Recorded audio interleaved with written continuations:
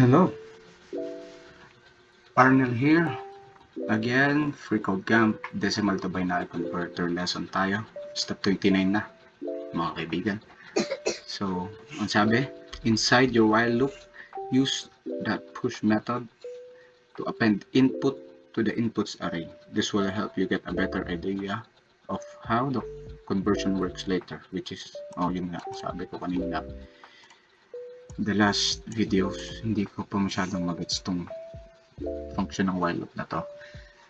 So, magkakaroon tayo ng better idea of how the conversion works when we log the contents of our arrays to the console. Alright? So, ang gagawin daw, use daw ang push method to append input. Ipapasok natin yung input dito sa inputs array na to.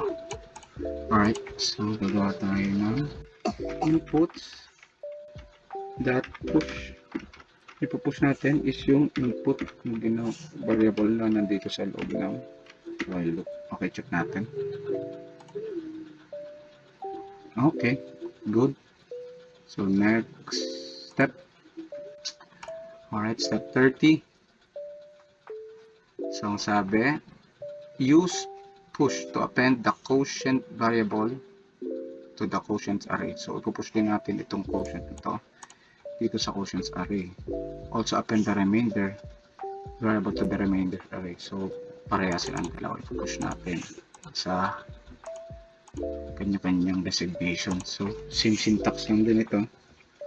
So quotient s quotients dash dot push. Pupush natin yung quotient natin.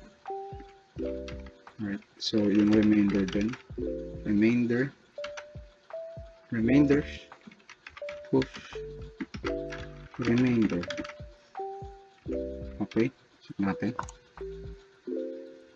Okay, looks good. So, see you in the next video.